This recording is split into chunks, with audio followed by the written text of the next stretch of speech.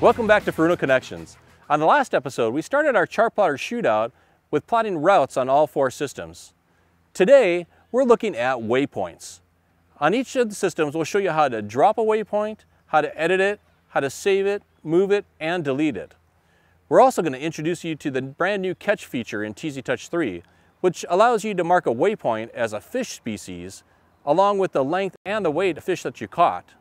Finally, we're going to take a look at entering waypoints by position entry, which means by lat long or TDs. So buckle up and let's get going.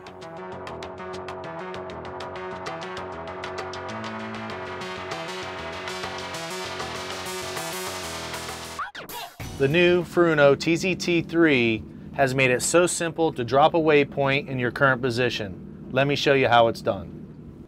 Now, if I like to mark a spot on there, I can just tap on the screen, hit new waypoint, and there it is. Alrighty, I just caught a fish and I want to save the spot where I'm at. I'm going to hit that events marker, hit the fish button, and then it's saved.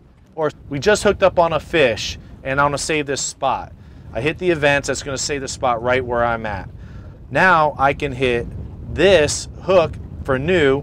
I can click on the species that I want to label it as. Say we just caught a grouper. I'm going to hit grouper.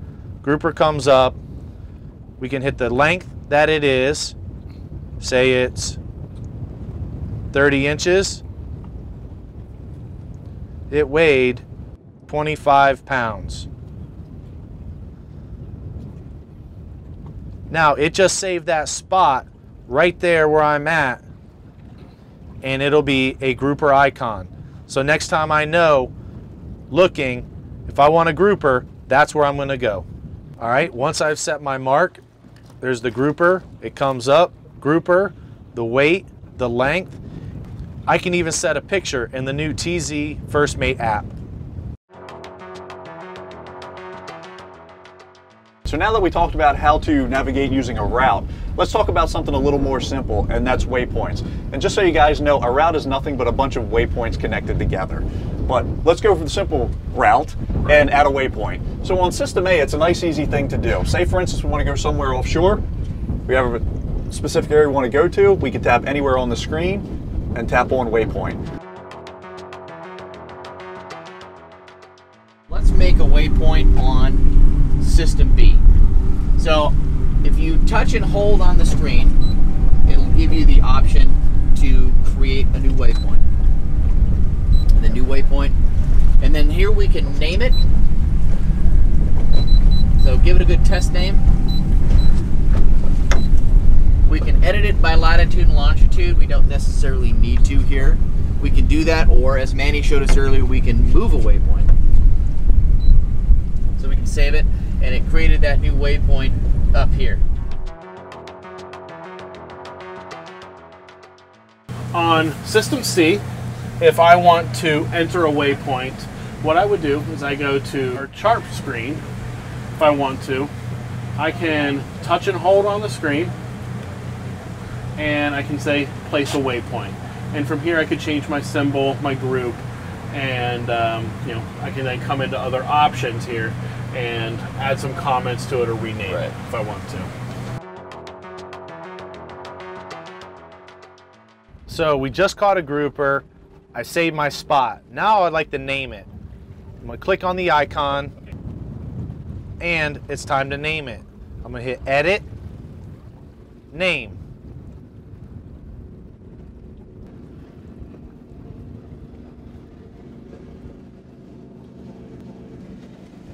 Now, once you've named your spot and you get to this screen, what's nice about the Furuno, this screen gives you ample time to input more information. I would like to put a comment in there on what I caught the grouper on.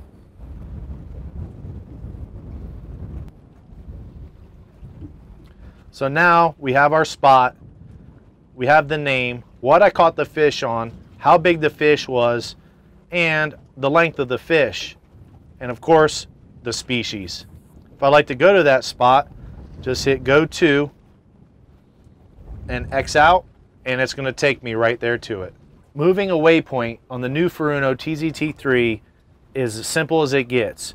Click on the icon, touch move, and simply drag it to right where you want it, and then hit end move. Now once you've had your waypoint saved and you want to change what it looks like, just go to edit, color, or symbol. I can simply change the colors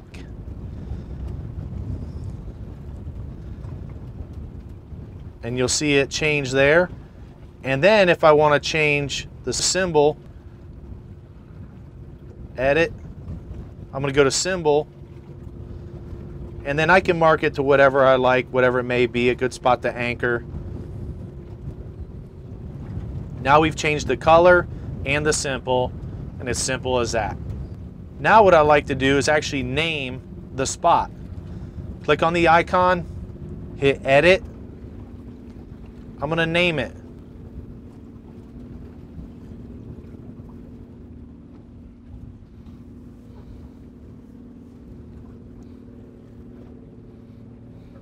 Now if you ever want to delete a waypoint, it's as simple as this. Tap on the icon, hit delete, and it's gone. Now have you ever hit that delete button when you have the oh crap factor? Let me tell you what, you can undo it several times, so you can make a lot of mistakes. Yeah. And the Furuno TZT3 will back you up. Or you can even redo it by pushing this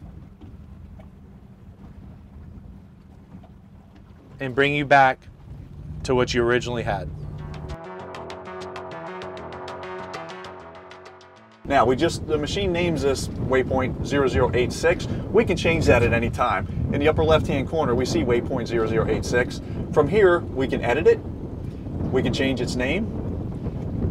We can change the symbol. Lots of symbols to choose from. So, you know, if it's that's interesting, it's got a phone. Different fishing areas, different symbols, different flags. If it's an area you go diving in, you can drop a dive flag. And we can use current position, or we can enter range and bearing. There's just so many things we can change, and it seems to me, Matt, that changing a waypoint on here is really an easy thing to do. You know, in any situation, you know, the more that you can customize, you know, the information that you have, whether it's, like you said, a fishing, a good restaurant, a good marina to dock at or to get fuel, right. You know, it gives you a visual indication, you know, if you want to change your symbol, change the name, add a comment to it, right. It makes it just much easier for the end user to understand where he or she is going to. Right. And the other cool thing is, I'm looking at the screen here, things you don't usually see is on System A, we can add a depth, we can add water temperature, and we can add a comment. Yeah. And we simply do that by clicking on the box. So, we're, you know, we do not have a transducer hooked to System A right now, but if we did, we know the exact depth. So say, for instance, we want to just type in 25 feet, and we'll just click done, and now that's part of our profile for this specific waypoint. And that really is, that's a nice feature. I do like that. Yeah, I agree. When the waypoint screen is active, you have the choice to edit a waypoint, edit a symbol, delete a waypoint, and move a waypoint.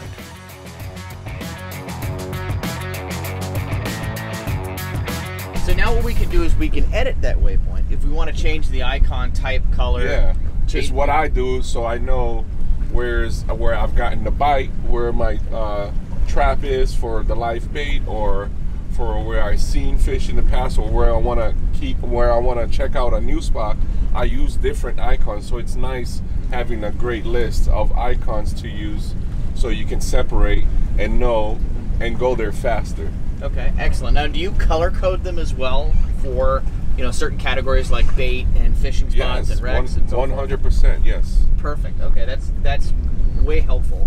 So if we can do that if you touch and hold on the waypoint. There you go. So you go there.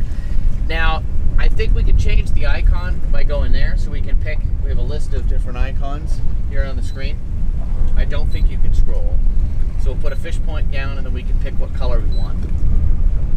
And then if you hit save, it'll save it, and it's switched the icon now on the screen to the yellow fish that he selected earlier. Yeah, so let's touch on the waypoint. Let's add in a note about that waypoint. Sometimes you can put in notes and comments about, you know, what you saw, you know, good grouper spot, you know, whatever it is. So we should be able to add in a note here. Let's say I get a lot of bites there in the wintertime, so I can add a note to it and say a winter bite. When the waypoint screen is active, you have the choice to edit the symbol, edit the color, delete the waypoint, go to the waypoint, and save the waypoint.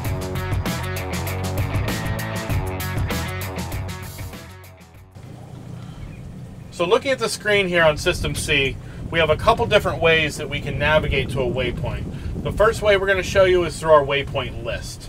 We're going to go to My Data here, click on our waypoints. From here, we could search what waypoints we want if we know the name of the waypoint we're looking for, or we could simply bring up the group that we know it's in, and let's say we wanted to navigate to waypoint 9. We're going to touch on waypoint 9. Now we have to go to View Waypoint Details. When you bring up this waypoint page, you can edit the name, symbol, group, add a comment, delete it,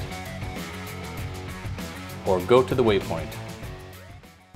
Now let's say I know where my waypoint is on my chart. What I can do is I can touch and hold on my waypoint. And what we want to do is we want to go to More Options. When you go to More Options, you will find that you can delete, edit, and move the waypoint.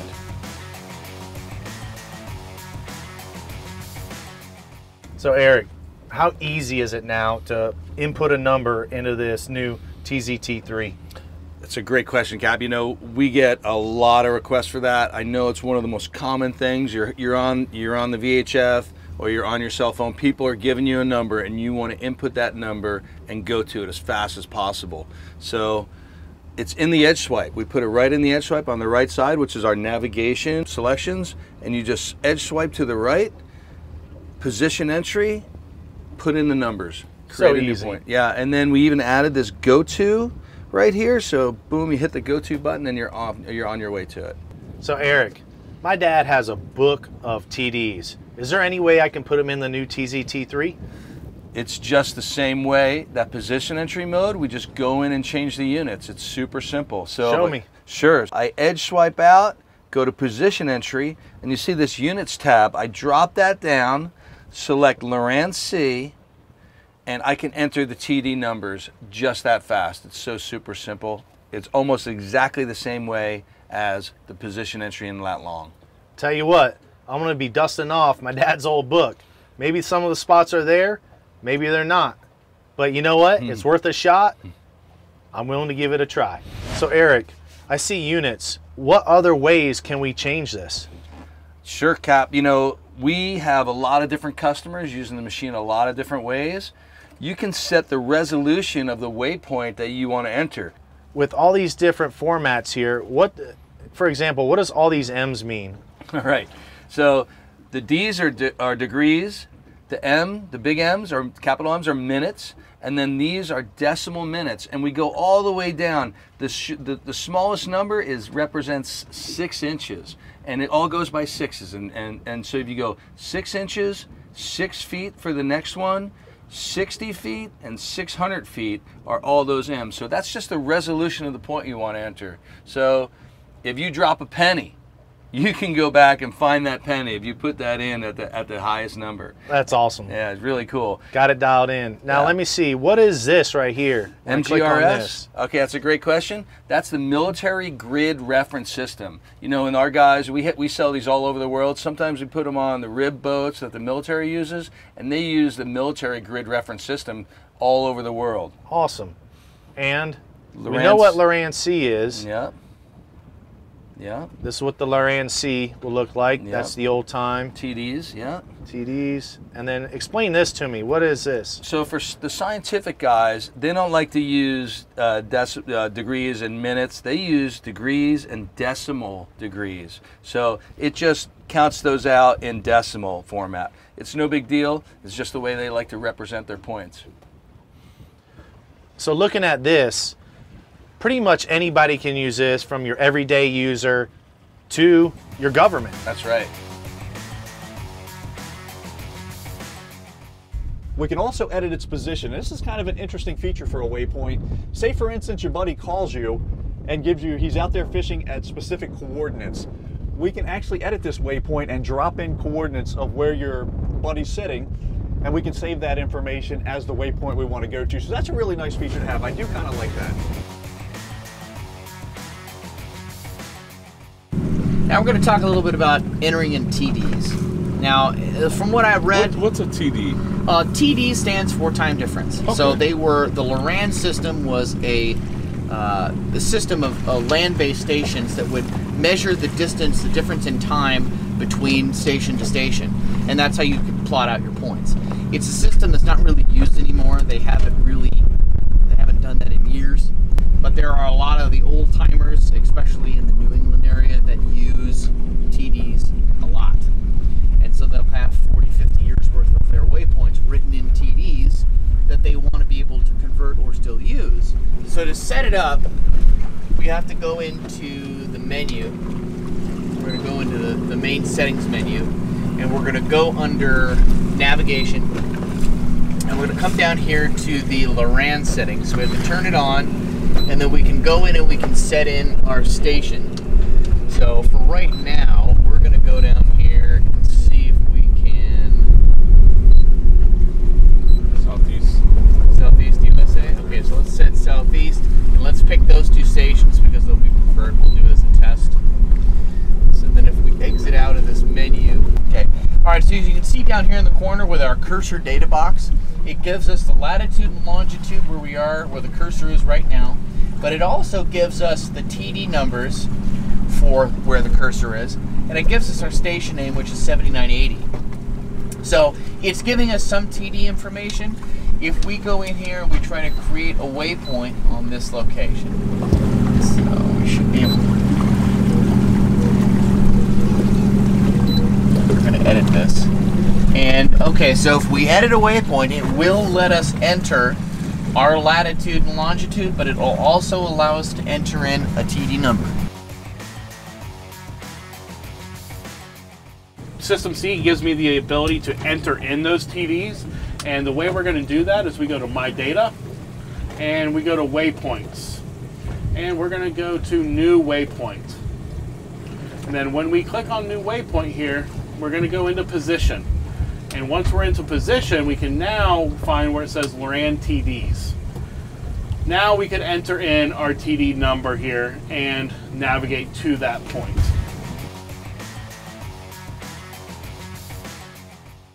So Eric, on the new TZT3, I heard you guys have a 4-digit PIN code now.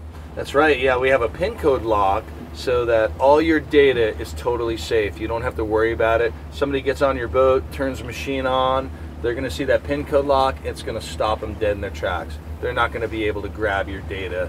And you know, it's just a way to save what's really important for you. Can you show me how it's done? Yeah, sure. You go into the home menu, click on Settings, and then click on General. You'll see Password Lock is off right now. All we have to do is turn it on and enter our code. Be sure it basically comes up with a warning saying, hey, if you forget your passcode lock, the data could be gone. But the cool thing about TZtouch 3 is we have that new cloud feature. So if you save your data to the cloud, even if you lose or forget your password or some catastrophic happens, all your data is still safe in the cloud. You can reload it right into the machine. So with that being said, if someone were to, God forbid, steal the unit or try to enter it, there's no way they're going to get my personal information in all the spots I've worked so hard for. That's right. Your data's safe. That's awesome. Aren't you guys the first ones to come out with this? Yeah, I've been told, yeah. I don't think anybody else has it. We're the first. TZtouch 3 is the first product to actually have the PIN code lock feature to save your data.